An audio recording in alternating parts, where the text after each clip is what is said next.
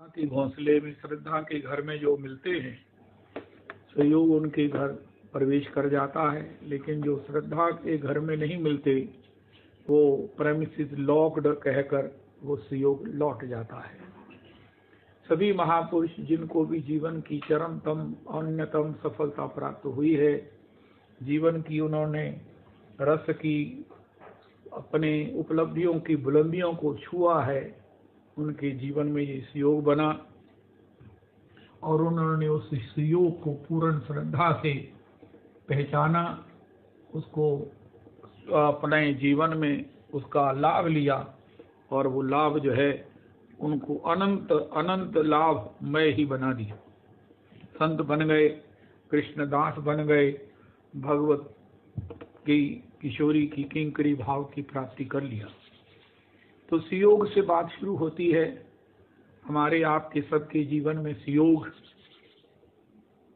आज हम एक कथा सुनने वाले हैं जिसमें सहयोग बना, लेकिन उन्होंने उसको नहीं पहचाना। जैसे कोई सुपरवाइजर हो, एग्जामिनर हो, वो खुद ही पेपर करा दे किसी को और 3 घंटे बैठा रहे उसको पेपर कराए कि ये बच्चा नील है, लेकिन नहीं, ठीक नहीं लगता, फेल हो जाएगा बेचारा, तो क्या इसका भविष्य खराब हो जाएगा। तो इसी प्रकार भागवत जी की शुरू में महात्म के अध्यायों में श्री आत्मदेव ब्राह्मण की कथा है। बहुत विद्वान है और श्रौत समार्थ कर्मों में निपुण है। यहाँ तक लिखा है कि सूर्य के समान तेजस्वी है। उसकी पत्नी है, धन धान्य से संपन्न है।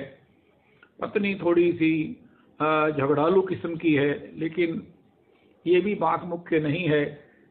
मुख्य बात ये है कि उसके कोई संतान नहीं है। भगवान ने तो सहयोग बनाया कि भैया तुम इस चक्कर में क्यों पड़ते हो, तुम जैसे ही अपना तुम्हें विवेक हो मेरे भजन के लिए धाम में आ जाओ, घर में बैठे दोनों मेरा भजन करो।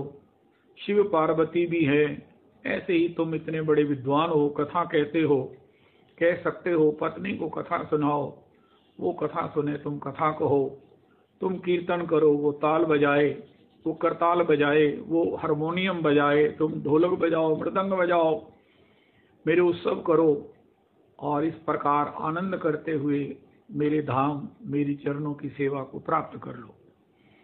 लेकिन वो इतने विद्वान होने पर भी हठ में पड़ गए कि नहीं, मुझे तो प्रवृत्ति का मतलब ये है कि मुझे संतान चाहिए, और उसके बिना उनको अपना जीवन इतना निराश, इतना हताश, इतना सूना, इतना सब प्रकार से व्यर्थ लगने लगा कि अरे मैं जिस वृक्ष को आरोपित करता हूँ उसमें फल नहीं लगते, मैं जिस गैया को लाता हूँ घर में वो भी बांझ हो जाती है, मैंने ऐसे कौन से कर्म किए हैं। वो अपनी विद्वत्ता से ऐसी मान्यताओं में उलझ गए कि हाय हाय, मेरे तो पितर मेरे हाथ से गरम गरम सांस लेते हुए जलांजलि ग्रहण करते हैं कि अरे तुम्हारे बिना हमें जल कौन देगा, तुम्हारे बाद हमें को जल कौन देगा। तो वो इस अपनी उधेड़ वन में, शास्त्रज्ञ होना कोई आसान बात नहीं है। अगर कोई मुझे कहे शास्त्रज्ञ के नाम गिनाओ, तो मैं तो श्री बन महाराज जी को कहकर कहूँगा कि महाराज बाकी मुझे पता नहीं है, शास्त्रज्ञ तो सारे ही हो सकते हैं, लेकिन मैं जिसे जानता हूँ वो मेरे परम आराध्य गुरुदेव महाराज है। रविदास जी, मैंने आपको बहुत बड़ी बात कह दी है। शास्त्र को तत्व से जानना, उसकी गहराई में सब प्रकार से उसे अनुभव करना, या ऐसी बात कहो कि शास्त्र का कृपा पात्र होना, ये बहुत दुर्लभ है। दुर्लभाति ही दुर्लभ है, दुर्लभ पुनरपि दुर्लभाति दुर्लभ है। और ऐसा हमारे परम आराध्य गुरुदेव प्रभु को ये श्रेय प्राप्त है और उन्हीं की कृपा से हमें उनके चरण प्राप्त हैं, चरण रज प्राप्त है। आज उनकी परंपरा में महाराज जी, अब छोटे महाराज श्री श्री श्री अब जो आचार्य त्रय के रूप में हमको मार्गदर्शन कर रहे हैं, वो भी इक्वली बहुत बड़े विद्वान भी हैं, रसिक भी हैं, संत भी हैं, सब कुछ है। संत समाज के बड़े आदर के पात्र हैं, सबकी स्नेह भाजन हैं। माता श्री, भाभी श्री, कोई तुलना उपमा नहीं है। लेकिन बड़े महाराज श्री के विषय में तो आप इनफाइनाइट अगर उनकी शास्त्र में गति को, उनकी उस स्थिति को अगर माने तो आप गलत नहीं कर रहे हैं, आप बिल्कुल उचित कर रहे हैं। इसलिए वो शास्त्र तो शास्त्रज्ञ था, अपने को मानता भी था कि मैं शास्त्र पढ़ा हूं। अरे शास्त्र पढ़ना बहुत बड़ी बात है, सुनना बहुत बड़ी बात है, लेकिन शास्त्र के आशय को समझना या समझने के बाद भी उसको हृदयांगम करना, उस पर बिलीफ करना, ये और भी बड़ी बात है। हमारे श्री श्री महाराज श्री ने, बड़े महाराज श्री के उस लीला में जाने के बाद कोई भी ये कर्म कांड का ये सब कार्य नहीं किया। उनका महामंत्र से बड़ा उनका विदाई महामंत्र से बड़ी उनकी सभी जो कर्म कांड की चेष्टाएं हैं वो अपने आप संपन्न हो जाएंगे। मुझे कुछ नहीं करना, मैंने उनको कर्म कांड से विदा नहीं करना है। वो कोई इस कर्म कांड से किसी लोक में नहीं गए हैं, किसी परलोक में नहीं गए हैं। भगवान की सेवा के लिए कर्म कांड नहीं, भगवान की सेवा के लिए जाने के लिए तो भगवान का भजन ही एकमात्र सामर्थ्य है। कर्म कांड तो इंस्टेड वहां से जाने वालों की भी टांग खींच के उनको स्वर्ग इत्यादि में भटका देता है, जहां से निकलना और भी मुश्किल हो जाता है। लेकिन ऐसी बिलीफ, ऐसी शास्त्र की आज्ञा को जिसको आज की तारीख में कहते रिस्क लेना, किसी की आलोचना को भी जवाब देना, ये हमारे गुरुजनों के द्वारा ही संभव हुआ, श्रीमन महाराज जी के द्वारा संभव हुआ। और उन्होंने बड़े भागवत जी के आश्रय में इसको किया भी। एनीवे, तो वो आत्मदेव ब्राह्मण शास्त्रज्ञ है, अपने को मानता है, लेकिन शास्त्र की ही युक्ति है, गलत तो नहीं मानता है वो कि मेरी संतान नहीं है तो मेरे इन पितरों को महाराज वो जलांजलि कौन देगा, उनका श्राद्ध कौन करेगा, बिना श्राद्ध के वो महाराज कैसे ये क्रम चलेगा, मेरा वंश नहीं चलेगा, ओ हो तो क्या बनेगा। जब हम शास्त्र की व्याख्या कर्म से करते हैं तो प्रत्येक व्यक्ति इतना उलझ जाएगा कि उससे बाहर ही नहीं निकल पाएगा। आत्मदेव ब्राह्मण उसकी प्रमाण है। इतना उलझ गए कि आखिर उन्होंने आत्महत्या करने का निर्णय कर लिया। ये कर्म कांड की पैथी है, सब पैथी हैं कर्म कांड की, ज्ञान और भक्ति की। जहां भक्ति की बात कहती है, भक्ति की पैथी कहती है माशुचा, तुम मेरे आश्रित हुए हो, सोचना बंद करो। उनका महाराज हम तो मर रहे हैं, उनका मैं तभी तो कह रही हूं माशुचा। भक्ति का दुख देखो कि वो रो रही है, उसके चतुर्दिक कितनी स्त्रियां उसे बीजन कर रही हैं, उसको धैर्य धारण करा रही हैं। उसके पास उसके 2 पुत्र जो तरुण होने चाहिए, वो वृद्धावस्था को बगुले से सफेद बाल हो गए हैं उनके, और वो भूमि पर लेटे हुए महाराज बस मृत प्राय लग रहे हैं। उस माता के कष्ट का अनुमान किया जा सकता है। वो माता जो साक्षात भक्ति है और जिसके सेवा में उपस्थित ये सभी पवित्र नदियां हैं, गंगा जी हैं, यमुना जी हैं, कावेरी है, कृष्णा है, गोदावरी है, ब्रह्मपुत्र है, ये सब नदियां उसकी सेवा में से पंखा कर रही हैं, उसको सांत्वना दे रही हैं, लेकिन भक्ति के दुख का अनुमान नहीं है। पंखा करने से भक्ति का दुख दूर नहीं हो रहा है, बस बड़ा ढांढस देने से, सांत्वना देने से, समानानुभूति करने से भी भक्ति का दुख तो कम नहीं हो रहा है।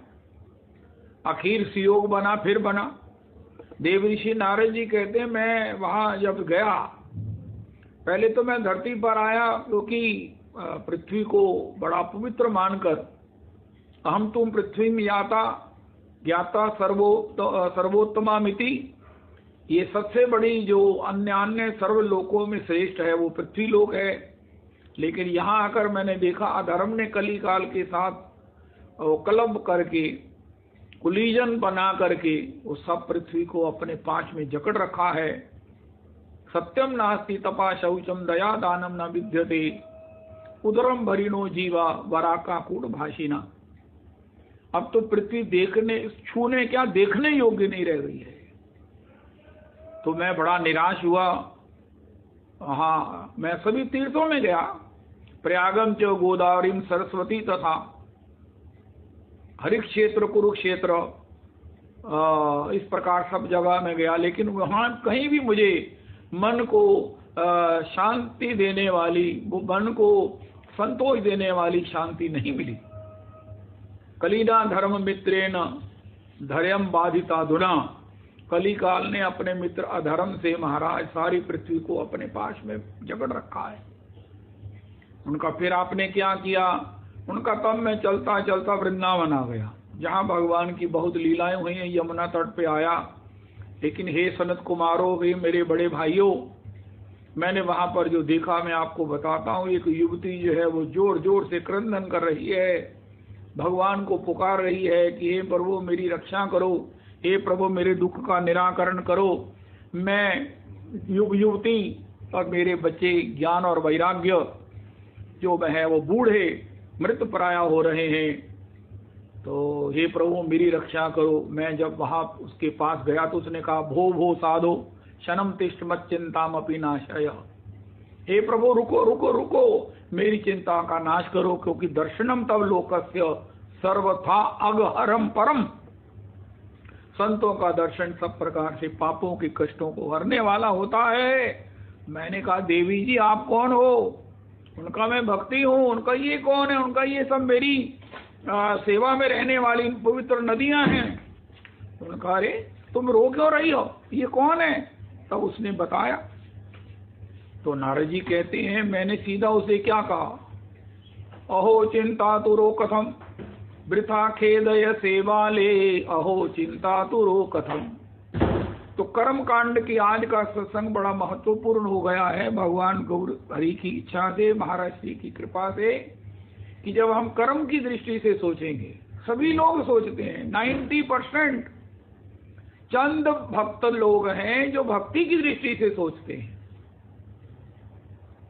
कल एक बात रह गई कि जब हम दीनता की बात करते हैं, हम तुच्छा अपने को रियलाइज करते हैं, सेल्फ रियलाइजेशन अगर हमें होती है, हम सेल्फ इंट्रोस्पेक्ट करते हैं, तो हम क्या पाते हैं? गर्भावस्था में भगवान की स्तुति की है जीव ने, प्रत्येक ने की है, वो बड़ी सुनने वाली है, वो श्लोक याद करने वाले हैं, सभी को कर लेने चाहिए। उसमें जीव कहता है, हे प्रभु आपने मुझे जिस दुर्अवस्था का दर्शन कराया ये मेरे अनुकूल ही है, मैं हूं ही इसके योग्य। मैंने कभी जीवन में कोई अच्छे काम नहीं किए, मैंने केवल मिथ्या आपसे वचन किया, मैंने आपसे प्रण किया, लेकिन मैंने कभी भी आपका ताही न सिमर्यो एक क्षण जाको रचत मास दस लागे। हे प्रभु आपने आज मुझे उल्टा लटकाकर जो मुझे माता के उस मलमूत्र के भांड के समीप रखा है, ये मेरे अनुकूल ही है। मैं तो इससे भी ज्यादा दंड का भाजन था, लेकिन फिर भी कृपा है कि मैं जीवित हूं। ये जीव कहता है, ये जीव का दैन्य है। हमारे दुख कब दूर होंगे? जब हम दीन होंगे।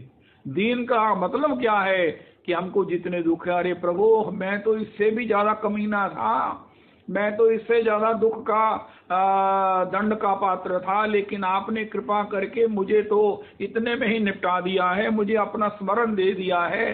पहले स्मरण दिया है, फिर प्रारूध का अपना प्रभाव आया है, वो भी आपकी कृपा से मिश्रित होकर आया है। एक कृपा के निधान आपकी जय हो। मैं इसका कतई योग्य नहीं हूं। मेरी कभी रिकवरी हो, मैं कभी स्वस्थ हूं, ऐसी मेरी कोई करतूत नहीं है। मैं आपको कहूं परी हमारे भी लज्जा, मुझे लज्जा आ रही है कि मैं कहूं मुझे क्षमा कर दो। प्रभु आपने ये जो मुझे दुख दिखाया है, रोग दिखाया है, अभाव दिखाया है, मुझे जो अशांति दिखाई है, ये बिल्कुल मेरे कर्मों के परिणाम भूत आपने जो किया है बहुत कम किया है। इति दैन्य, इति सेल्फ इंट्रोस्पेक्शन। आपने पहली बार इसकी व्याख्या सुनी होगी। हमने कल आत्मनिरीक्षण का दिन रखा था, माघी का दिन आत्मनिरीक्षण करने का, अपने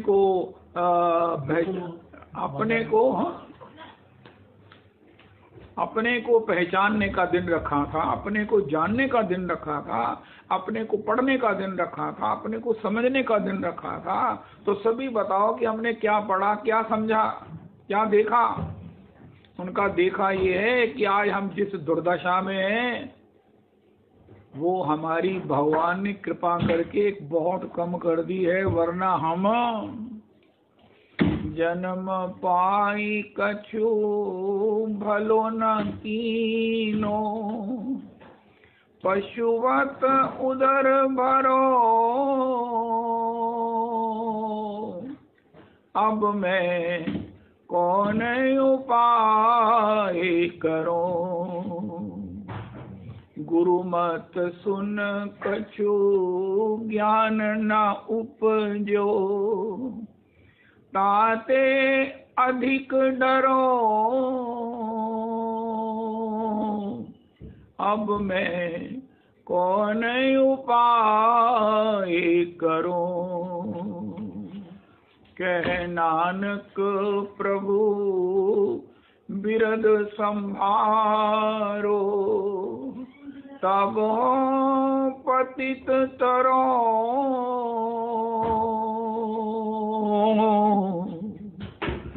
भगवान तक हमारी आवाज कब जाएगी? आज की तारीख का दूसरा प्रसाद है, जब हम अपने को इंस्पेक्ट करके अपनी रिपोर्ट लेकर अपनी दुर्दशा के बाद भगवान से कृपा की भीख मांगेंगे। कह नानक प्रभु, हमें आंसू नहीं आते भगवान को प्रार्थना करते हुए, याद करते हुए? क्यों?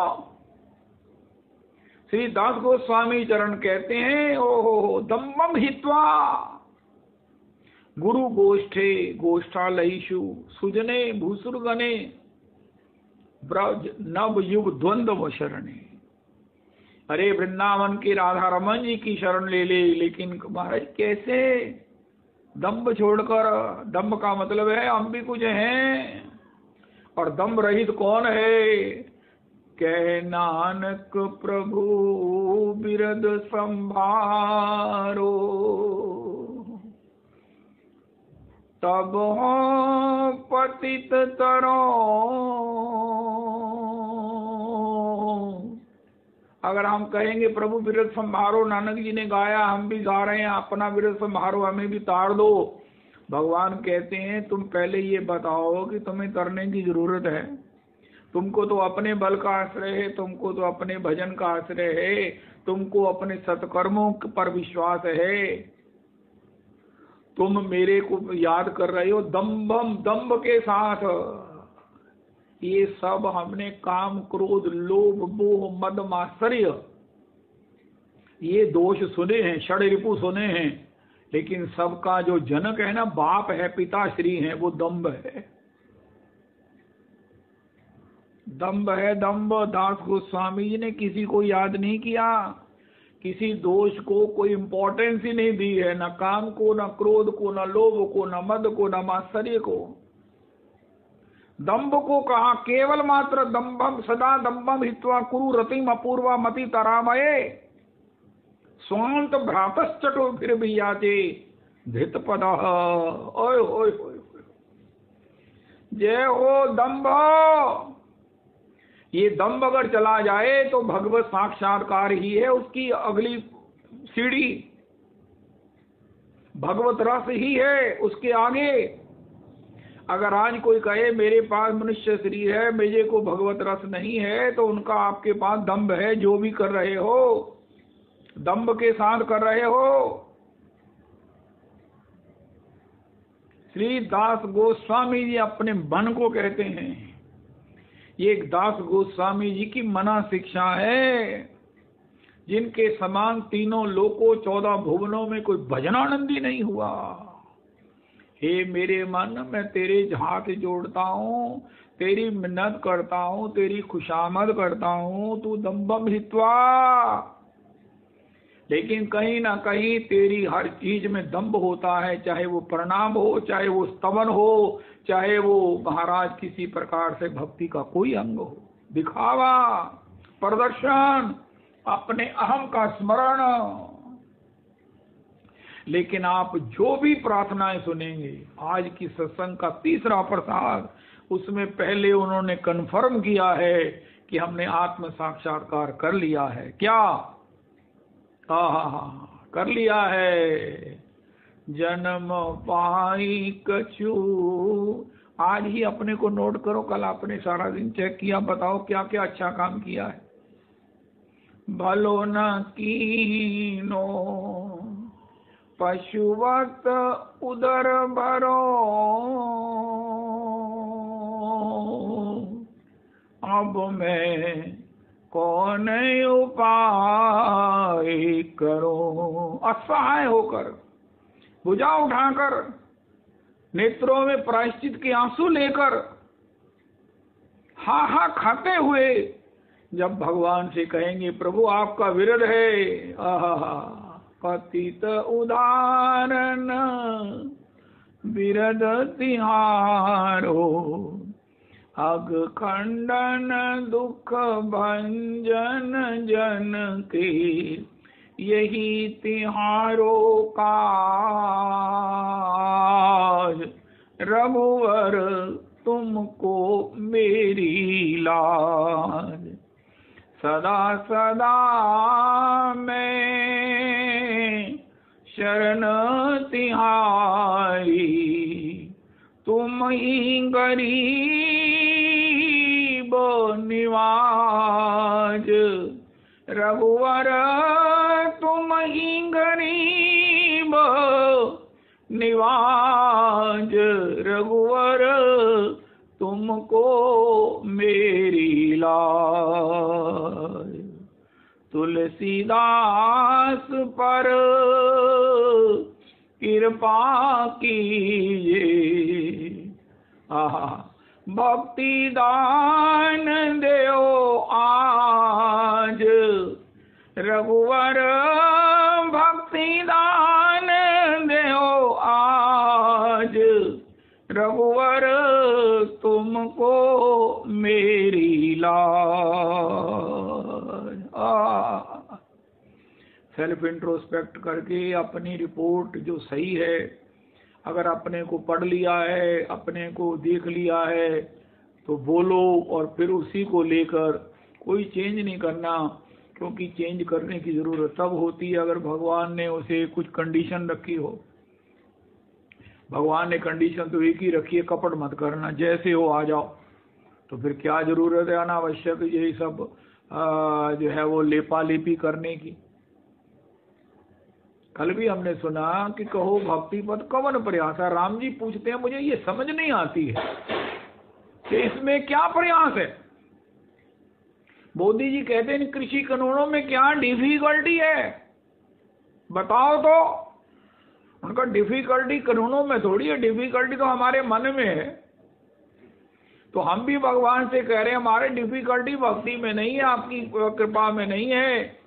डिफिकल्टी ये है कि हम अपने कपट से अपने को मुक्त नहीं कर पा रहे हैं।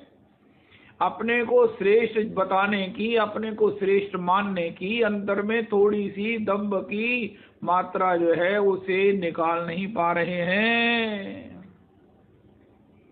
थोड़ी सी जो दम्भ की मात्रा है, अहम इति मन्यते, महाराज ऐसा थोड़ी है कि हमें कुछ आता नहीं, ऐसा थोड़ी है कि हम मंदिर जाते नहीं, ऐसा थोड़ी है कि हम कथा सुनते नहीं। मुझसे सुन लो आज कथा में क्या कहा गया, मैं एक एक अक्षर सुना देता हूँ। ऐसा थोड़ी कि हम कथा में बैठे रहते हैं, आप सोचते हो कि हम सुनते नहीं हैं। मुझे पूरा पता है आज सत्संग में क्या हुआ है। मैं जब घर आता हूँ मुझे पता होता पुरुषोत्तम भगवान ने आज कौन सी जो है वो कोई शाख धारण कर रखी थी, कौन सा श्रृंगार कर रखा था, इस प्रकार। क्यों, कैसे मान लें? इसलिए हम अपनी दम्भ को छोड़ते नहीं है और भगवान हमें मिलते नहीं है।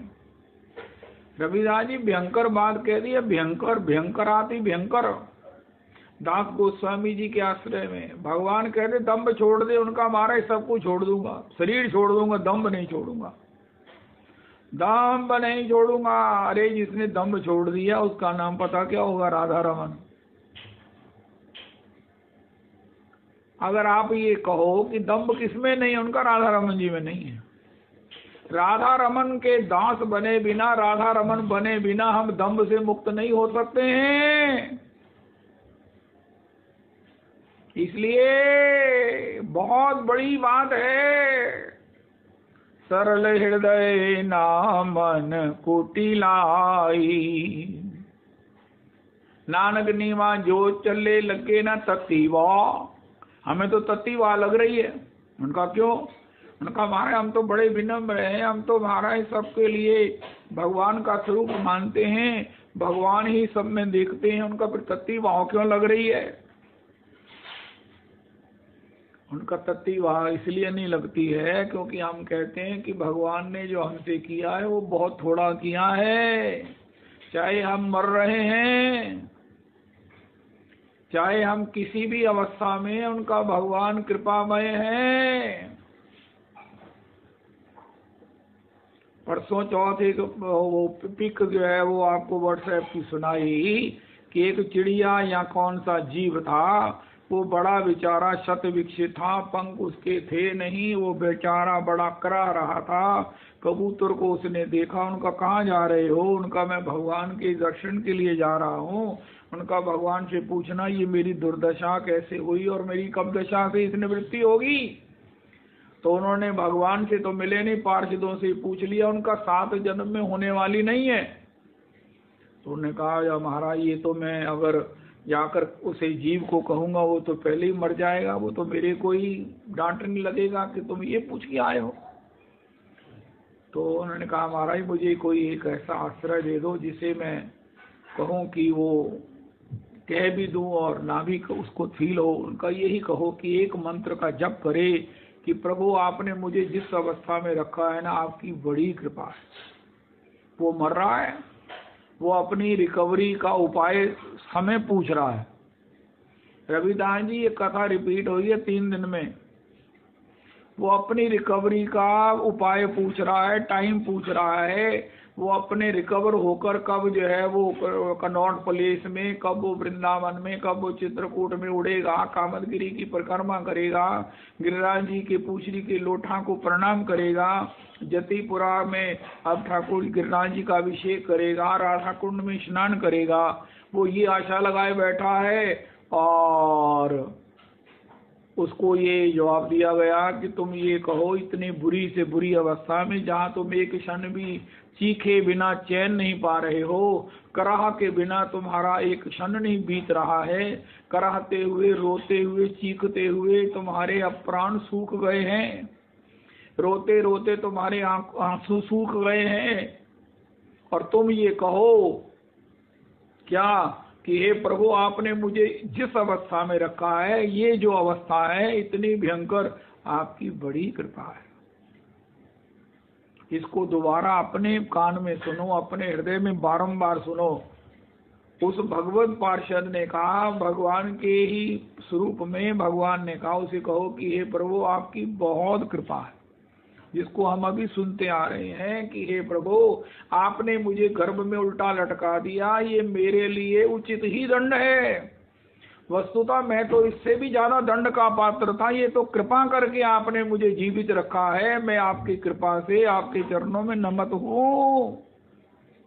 गर्भ स्तुति एक देवताओं की गर्भ स्तुति है, एक अपनी गर्भ की जो भगवान को दी हुई डिक्लेरेशन है उसे भी सुन लेना चाहिए।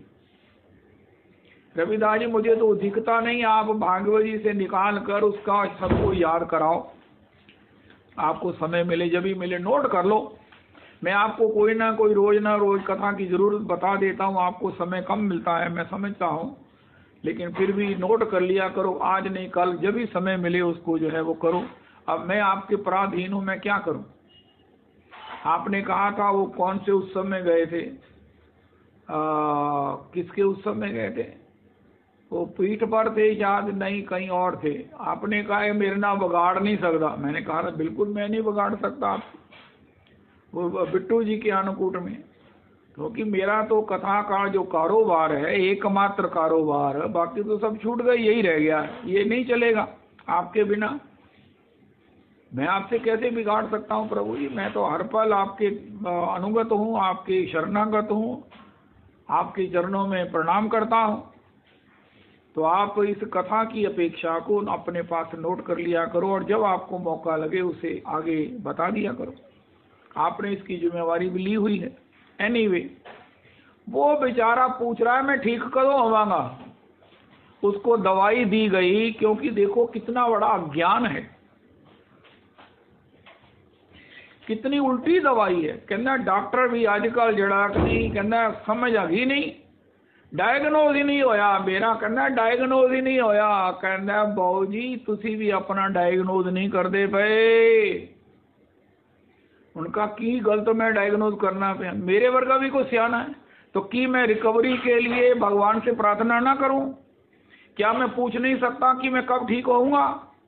उनका ठीक होकर क्या करोगे? उनका वही अहंकार करूंगा, वही दूसरों की निंदा करूंगा, वही दूसरों का उपहास उड़ाऊंगा, वही तेरी मेरी करूंगा।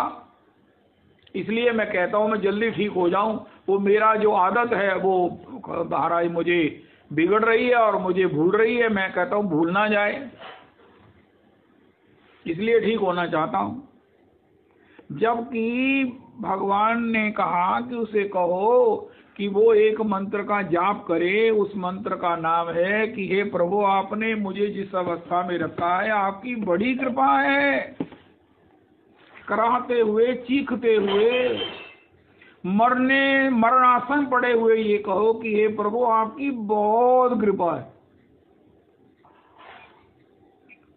अब उसने कहा भैया दवाई में ये नहीं पूछा जाता,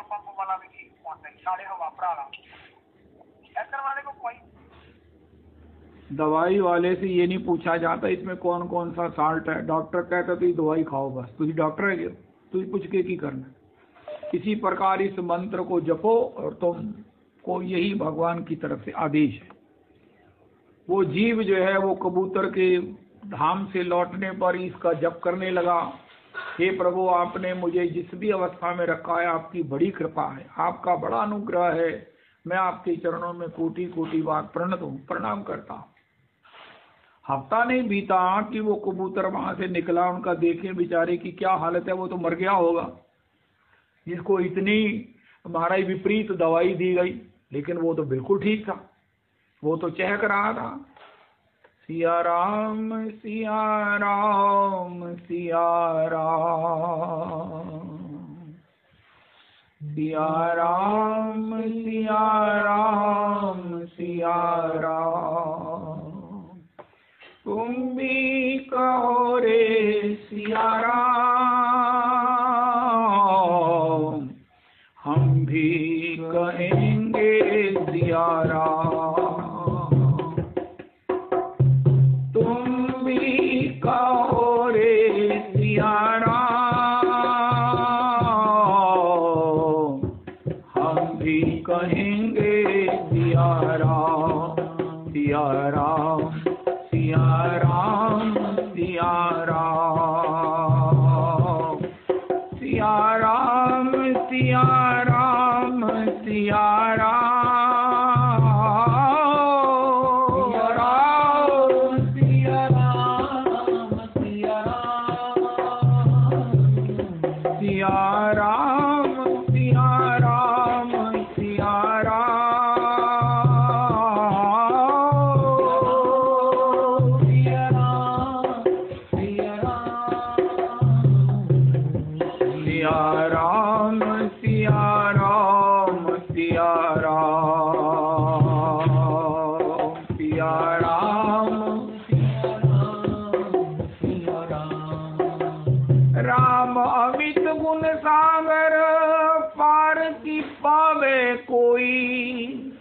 संतन सन जस कछ सुनियो, तुम ही सुनावो सोई। चरितम रघुनाथस्य शतकोटि प्रविस्तरम, एकैकक्षरम पुंसाम महापातक नाशनम। वो तो महाराज आंसू तो बहा रहा था, लेकिन वो प्रेम के आंसू थे, वो ठंडे आंसू थे। उसका प्राण शीतल हो रहा था, वातावरण भगवतमय हो रहा था। कबूतर ने कहा, भैया आप वही हो जो पहले यहाँ शतविक्षित अवस्था में पड़े रो रहे थे, करा रहे थे। उनका हाँ मैं वही हूँ प्रभु जी, आप ही ने मुझे मंत्र दिया था, ये मंत्र का प्रभाव देख लो। उनका मैं तुम्हारी बात तो बाद में सुनता हूँ, पहले मैं भगवान से पूछता हूँ महाराज वैकुंठ में ये अनहोनी कैसे हो गई, मिथ्या भाषण कैसे हो गया। उनका प्रभु वो तो व्यक्ति 7 जन्म में अपनी पीड़ा से मुक्त नहीं होने वाला था, वो तो अभी चहक रहा है। उनका अच्छा ये कैसे हो गया, अभी भी नहीं पता है। उन्हें उनका कोई ट्रीटमेंट तो नहीं किया उसने, महाराज वही ट्रीटमेंट किया जो आपने बताया था। उनका कौन सा, उनका हे प्रभु आपने जिस अवस्था में मुझे रखा है आपका बड़ा शुक्र है। उनका लो ये तो महाराज अमृत ट्रीटमेंट है, ये तो तत्काल सर्व दुखों को हरने वाला ट्रीटमेंट है। तुमको ये किसने बता दिया, उनका आप ही ने बताया था। उनका ओहो ये तो मेरे मुख से निकल गया, ये तो धाम का गोपनीय मंत्र है, ये तो संतों का हृदय में रहने वाला मंत्र है। संत भी जल्दी किसी को नहीं बताते, मेरे मुंह से कैसे निकल गया ये मंत्र।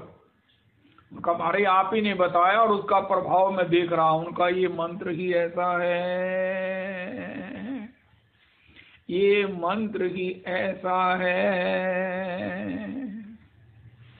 कल अगर हमने सेल्फ इंट्रोस्पेक्शन की है, अपनी दरिद्रता का, शुद्रता का, अपनी सब प्रकार से उस पतित हीनता का किंचित अगर अनुभव किया है, तो उसके बाद मंत्र है कि हे प्रभु हमें आपने जिस अवस्था में रखा है, मैंने अपने को देख लिया है, मैं इसके भी काबिल नहीं हूँ, मैं तो नित्य उल्टा लटका देने के काबिल हूँ। मुझे तो उल्टा लटका देना चाहिए, लेकिन फिर भी अगर आप मुझे पृथ्वी पर जीवित रखे हुए हो, मुझे 2 टाइम की रोटी मिल रही है, मैं खा भी रहा हूँ, पचा भी रहा हूँ, तो ये आपकी बहुत बड़ी कृपा है। हे प्रभु आपकी बहुत बड़ी कृपा है। प्रभु मैं आपके इस ऋण से ऋण नहीं हो सकता कि आपने मुझे जीवित रखा हुआ है। हे प्रभु मैं साधन कर सकता हूँ, मैं कर रहा हूँ, लेकिन मैं अपना इंस्पेक्शन नहीं किया, अपने को नहीं पढ़ा। मैंने लोगों को की आलोचना की, लोगों की तो निंदा की, लोगों को तो महाराज सलाह दिया, लेकिन अपने को कभी मैंने ना देखा, ना पढ़ा, ना सुना। अब मैंने पुरुषोत्तम मंदिर के उस माघ की संक्रांति के अवसर पर जब अपना सेल्फ इंट्रोस्पेक्शन सुना, तो उसको करके मुझे पता चला कि मेरे समान कोई तुच्छ नहीं है, मेरे समान कोई अधम नहीं है, मेरे समान कोई वाहम तुच्छा परमम अधमः प्राण्यो ग्रह्य कर्मा, ग्रह्यहीन नीच कर्मों में लगा हुआ कोई नहीं है।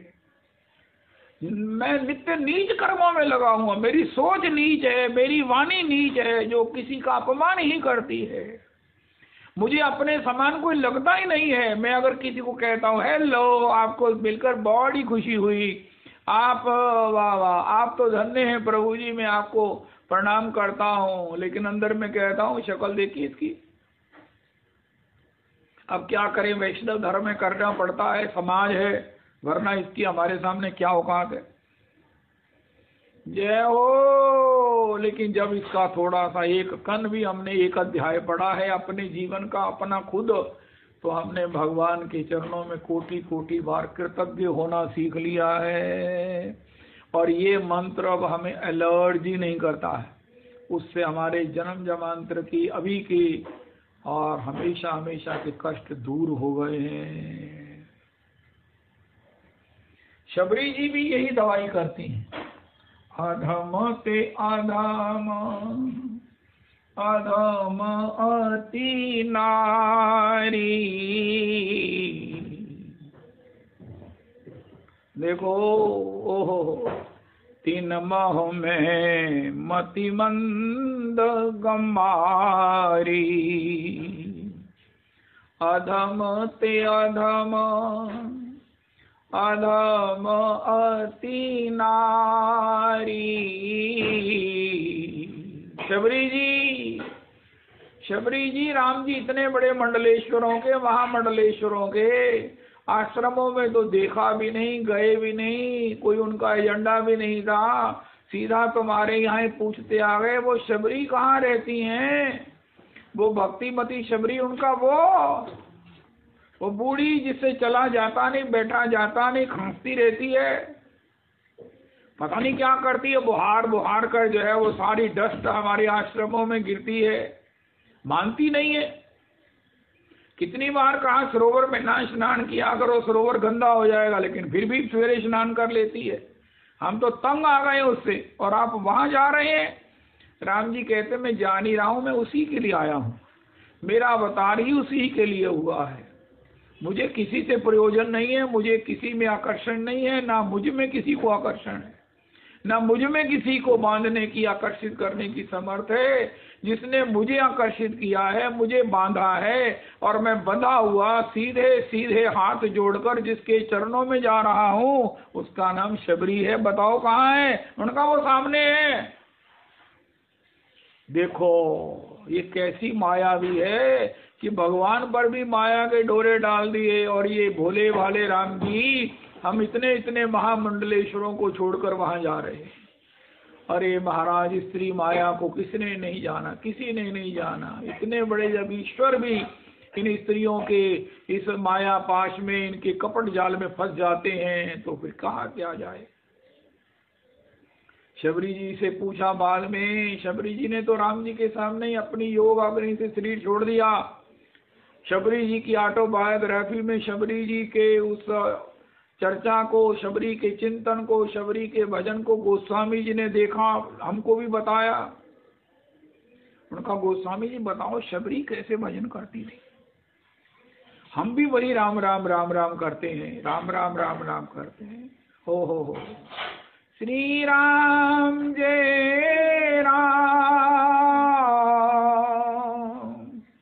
जय जय राम,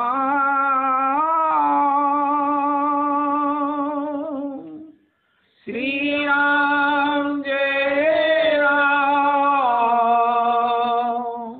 जय जय राम, श्री राम जय राम, जय जय राम, श्री राम जय राम, जय जय राम, श्री राम जय राम, जय जय राम,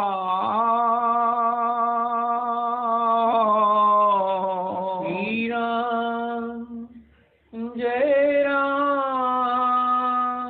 जय जय राम, श्री राम जय राम,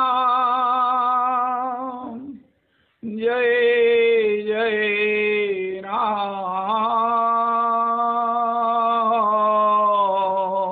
श्री राम जय राम, जय जय राम।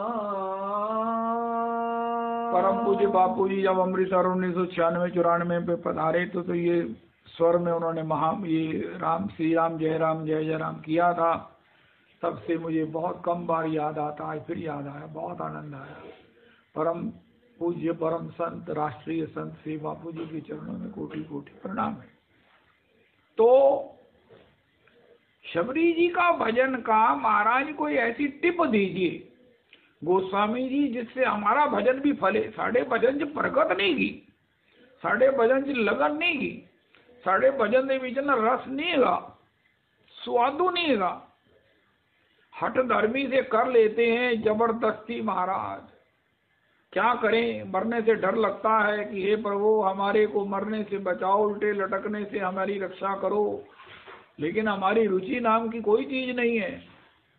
शबरी को कैसा भजन किया उनका महाराज, शबरी जी की डायरी में कई कुछ लिखा हुआ, लेकिन एक पंक्ति जो बड़ी महाराज एटॉमिक पावर वाली है वो है कि जय हो अधम ते अधम अधम अति नारी, अधम ते अधम अधम अति नारी, तीन मोह में मति मंद गंवारी।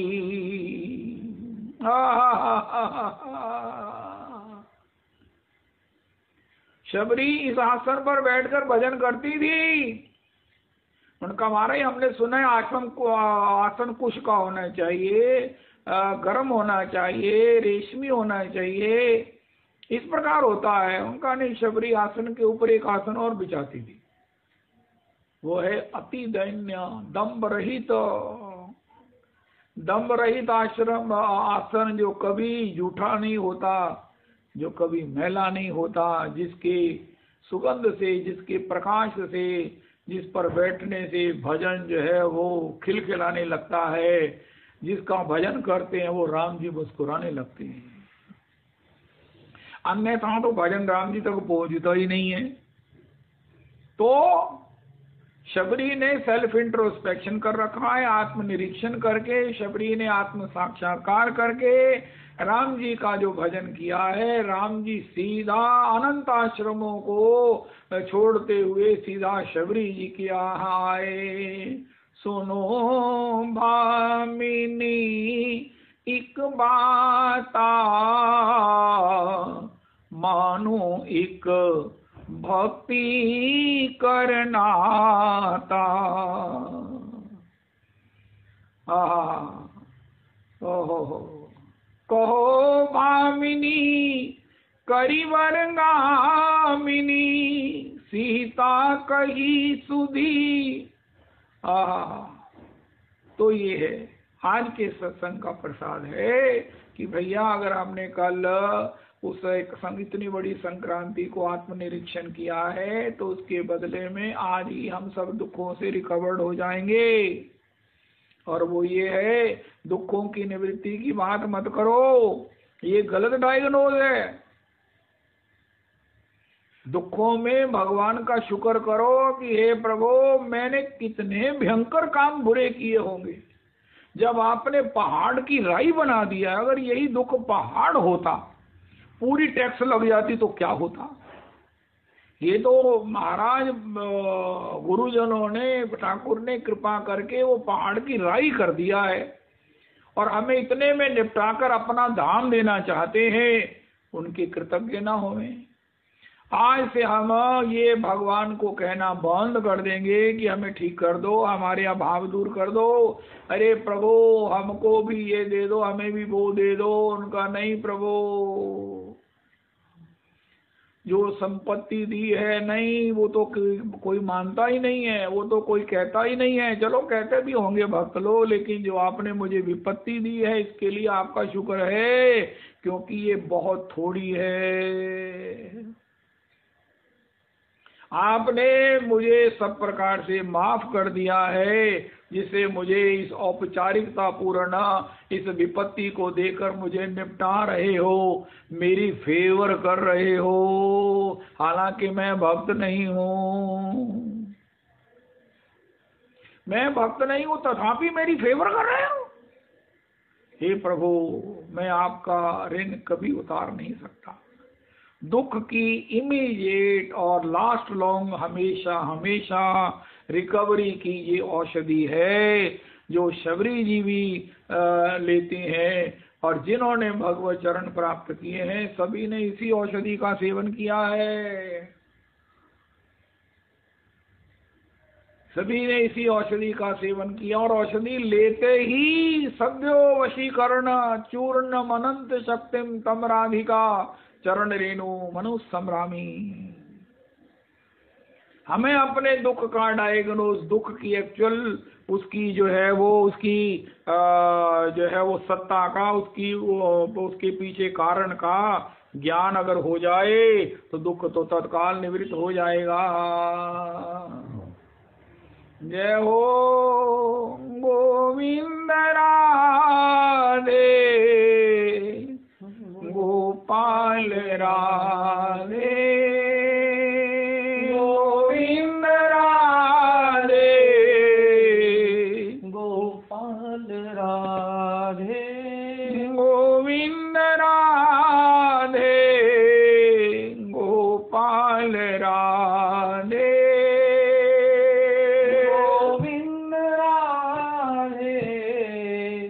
गोपाल राधे राधे राधे गोविंद गोविंद राधे राधे राधे गोविंद गोविंद राधे राधे राधे गोविंद गोविंद राधे राधे राधे गोविंद गोविंद राधे राधे राधे गोविंद गोविंद राधे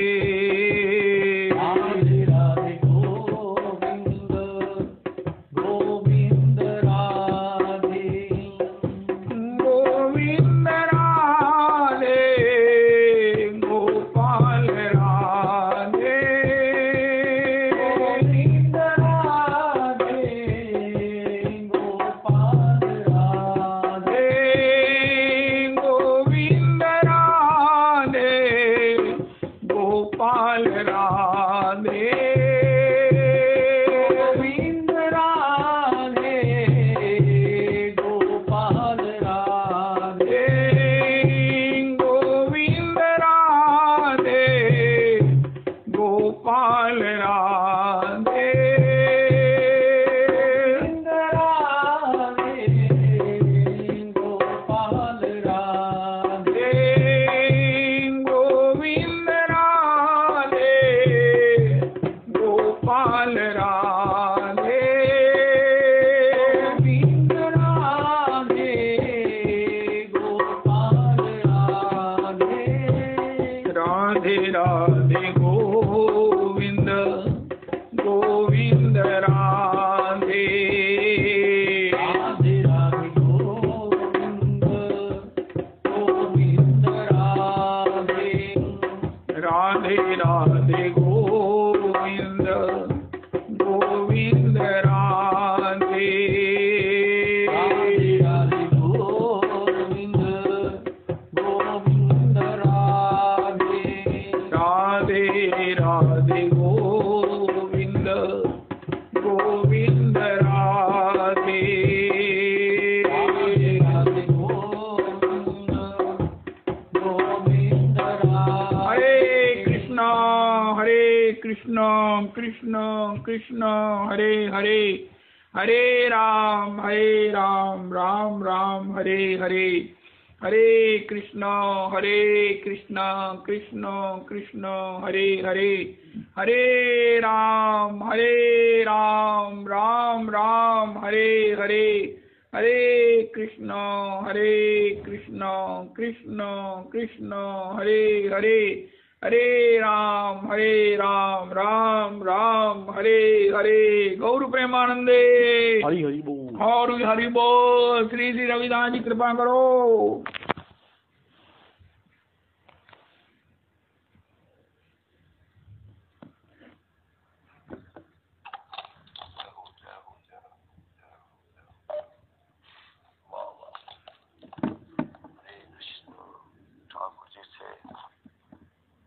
ऐसा सरेंडर कर देना कि प्रभु, आत्मसमर्पण कर देना प्रभु जी, आपने ये जो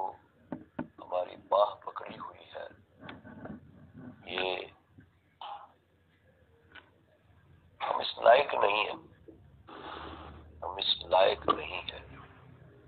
हमारे कर्म अभी भी हमने कुछ खत्म थोड़ी किया है काम, तो क्या कहें। जैसे ही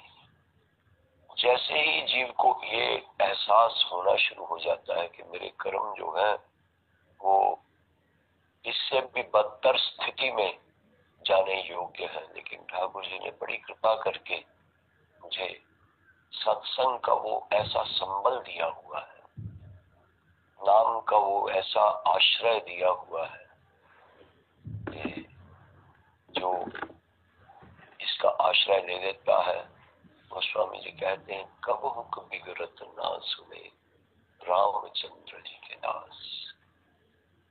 बस इस आश्रय को पकड़े रखें, नाम को करते रहें, सत्संग करते रहें, तो निश्चित है कि हमारा उद्धार हो जाएगा।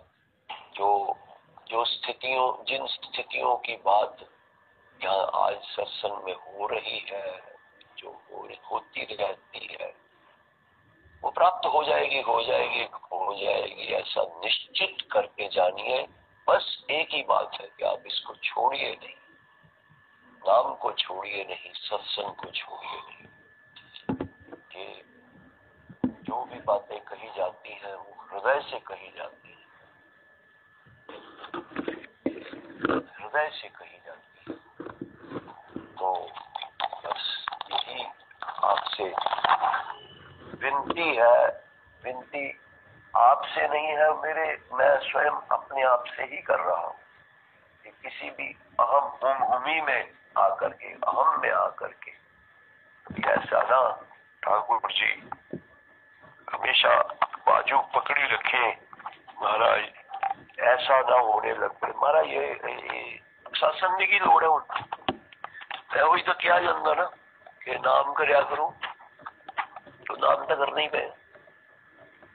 तो महाराज ऐसी बात कभी भी हृदय में ना आए, ठाकुर जी कृपा करें, सत्संग को हम पकड़े रखें और एक एक बात को जो हृदय से जिस पीड़ा के साथ कहा जाता है उसको एज इट इज उसको अनुभव करें। एक मैसेज परसों आया था लोहड़ी के उपलक्ष्य में, बहुत मुझे अच्छा लगा। तो सुनिए, ये दियो सतगुरु जी लोहड़ी सानू नाम दे नाल जोड़ी, दियो सतगुरु जी लोहड़ी सानू संगत नाल जोड़ी, दियो सतगुरु जी लोहड़ी सानू अमृत वेले नाल जोड़ी, सानू अमृत वेले नाल जोड़ी, दियो सतगुरु जी लोहड़ी सानू विकारां तो मोड़ी, दियो सतगुरु जी लोहड़ी सानू निंदिया नालों तोड़ी। बहुत बढ़िया ये मुझे लगी, तो मैंने कहा ये शेयर करनी चाहिए सबके साथ। शेयर करने के साथ महाराज तो वो पक्की हो जाती है, अपने को भी कुछ थोड़ा सा प्रसाद मिल जाता है। एक पंजाबी का भजन है, वो गोविंद भार्गव जी बड़ा सुंदर बोलते हैं, मुझे बड़ा अच्छा लगता है। ये तू पढ़ता नाम साड़ी पा असारुल जाना सी, सानू किते न मिलदी था असारुल जाना सी, ये तू पढ़दा न साड़ी पा असारुल जाना सी, फिर किते न मिलदी था असारुल जाना सी, नहीं नचदी टपदी ए जिंदगानी होनी सी, फिर और मेरे जीवन दी कहानी होनी, जे तू देंदा ना खुशियां असारुल जाना सी, फिर किते न मिलदी ता असारुल जाना सी, कई जन्म होए बर्बाद ते रास्ता मिल आए,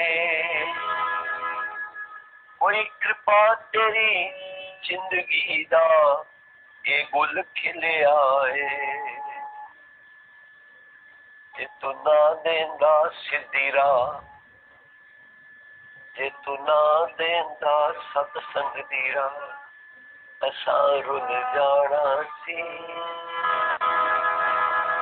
फिर किते न मिलदी था, असां रुल जाना सी,